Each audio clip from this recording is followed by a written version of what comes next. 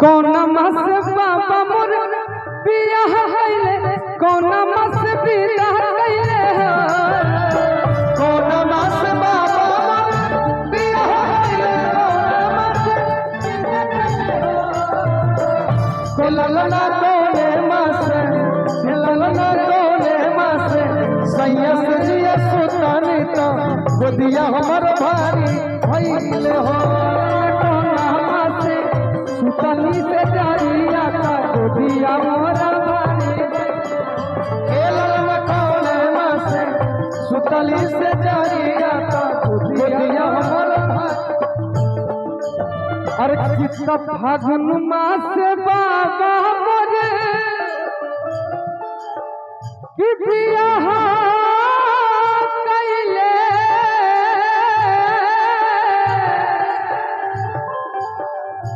चैत मास बिना कइले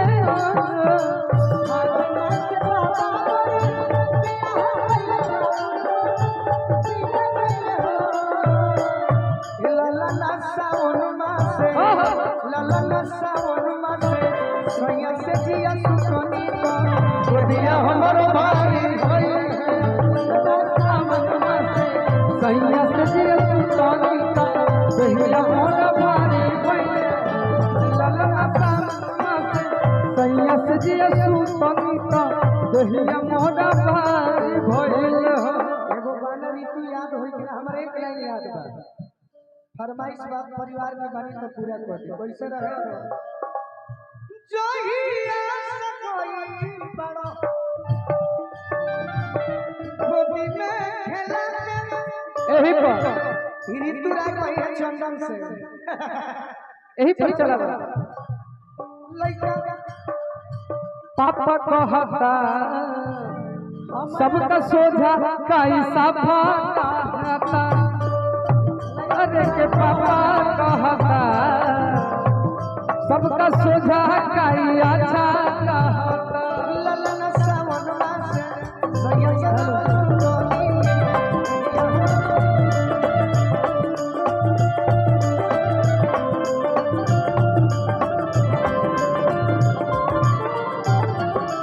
रहरी के डाला रहरी आवन लगे भाता देखी हुल मारे हो रहरी के डाल रहरी आवन लगे भात देखी हुली मारे हो कोई दीजे अपना पलम के खूब बारी आई दिया चुरकी उखाड़ी लेती हो ए ललना तन हे ललना तन खूब लाती आई दिया भरवा उतारी लेती हो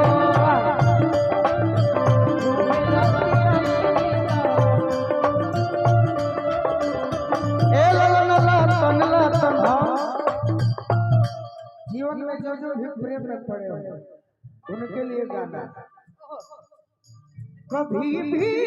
जिंदगी को जीने में मुश्किल नहीं होता कभी भी जिंदगी को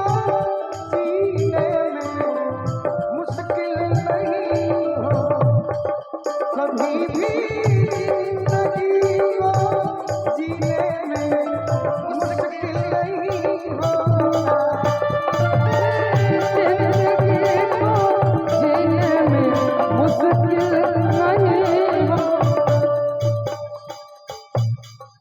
यदि इस सीने में पागल आवारा दिल